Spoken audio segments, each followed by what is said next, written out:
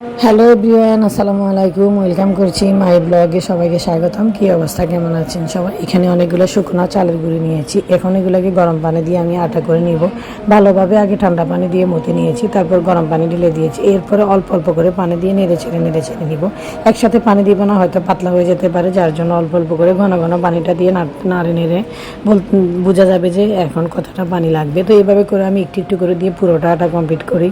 তো পরবর্তীতে যখন আটাটা নাড়ানাড়ি হয়ে আমার পানিটা পারফেক্ট হয়ে যায়, তখন আমি ডিম ভেঙে দিব। আর এটা হলো আমাদের দেশের বিখ্যাত খোলা জালি পিঠা। খোলা জালি পিঠা বলি আমাদের নোয়াখালীতে, এটা আমরা খোলা জা পিঠা বলি। ঢাকাতে একটু অভিনয় করে খোলা জালি পিঠা বলে।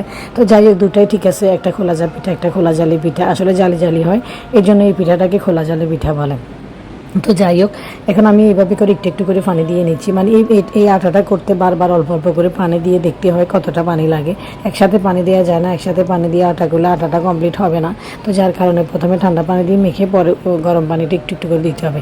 আর একদম উত্তানো পানিটা প্রথমে একটু দিলে পরে এই পানিটাতে হালকা একটু নর্মাল পানি মিক্স করে নিতে হবে, তারপর আটার মধ্যে দিতে হবে। এখন আমার আটাটা আর পানি লাগবে না, হয়ে গিয়েছে। এখন আমি দুইটা ডিম ভেঙে দিচ্ছি। তো ডিম ভেঙে দিয়ে ডিমগুলোকে নেড়ে একদম আটার সাথে মিক্স করে ফেলবো। তারপরে যে খোলাটা চুলাতে রেডি করা আছে, খোলাটা গরম দিয়ে আমি একটা একটা করে সবগুলো পিঠা বানিয়ে নিব। বাসায় মেহমান ছিল, অনেকগুলো পিঠা বানিয়েছি সবার জন্য। পরে একটু ভাজি দিয়ে খেয়েছি, কেউ তরকারি দিয়ে খেয়েছি, এইভাবে পরে চা খেয়েছি। এটা হলো আজকে বিকালে নাস্তা।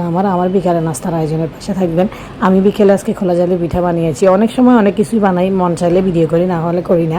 তো যাই হোক, খোলা জালি পিঠাটা সকালে বানিয়ে খেলে ভালো, কিন্তু সকালে আমার গ্যাসের একটু চাপ কম থাকে, যার কারণে এই পিঠাটা বানানো যায় না। আর গ্যাসের ফুল থাকে হলো বিকালে, তাই বিকালে বানালাম। সকালে একদম মানে খোলা জালি পিঠাটা বানানো যায় না।